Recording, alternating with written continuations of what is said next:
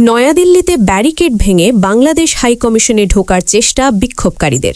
এই শিরোনামেই আজ উত্তাল ভারতের রাজধানী। মঙ্গলবার ২৩ ডিসেম্বর নয়াদিল্লিতে অবস্থিত বাংলাদেশ হাইকমিশনের সামনে হঠাৎ করেই শুরু হয় বড় ধরনের বিক্ষোভ। পুলিশের কড়া নিরাপত্তা, একের পর এক ব্যারিকেড, সবকিছু উপেক্ষা করে হাইকমিশনের দিকে এগিয়ে যেতে থাকে বিক্ষোভকারীরা। মুহূর্তের মধ্যেই পরিস্থিতি রূপ নেয় চরম উত্তেজনায়। স্থানীয় ও ভারতীয় সংবাদ মাধ্যমের তথ্যমতে বাংলাদেশের ময়মনসিংহে সম্প্রতি ধর্ম অবমাননার অভিযোগ তুলে দীপু চন্দ্র দাস নামে এক পোশাক শ্রমিককে পিটিয়ে হত্যার পর মরদেহ পোড়ানোর ঘটনাকে কেন্দ্র করেই এই বিক্ষোভ। সেই ঘটনার প্রতিবাদে নয়াদিল্লির রাস্তায় নামে বিক্ষুব্ধ জনতা। ভারতীয় সংবাদ মাধ্যম এনডিটিভি জানিয়েছে, বিশ্ব হিন্দু পরিষদ এবং বজরং দলের নেতৃত্বেই এই বিক্ষোভ চলছে। প্রত্যক্ষদর্শীরা জানান, বিক্ষোভকারীরা কমপক্ষে ২ স্তরের ব্যারিকেড ভেঙে ফেলে বাংলাদেশ হাইকমিশনের দিকে এগিয়ে যাওয়ার চেষ্টা করে। হাতে ব্যানার, প্ল্যাকার্ড, কণ্ঠে স্লোগান। পরিস্থিতি নিয়ন্ত্রণে আনতে হিমশিম খেতে হয় দিল্লি পুলিশকে।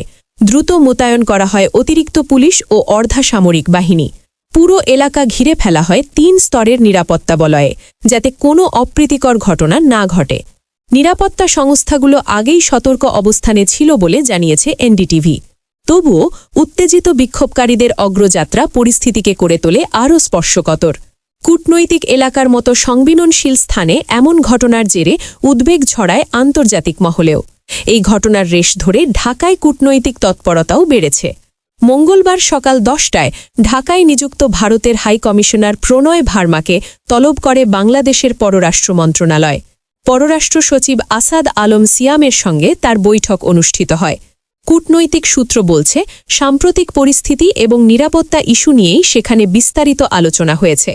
সব মিলিয়ে নয়াদিল্লির এই বিক্ষোভ শুধু একটি প্রতিবাদ নয়, এটি ২ দেশের কূটনৈতিক সম্পর্ক, নিরাপত্তা এবং আঞ্চলিক স্থিতিশীলতার প্রশ্নকেও সামনে এনে দিয়েছে।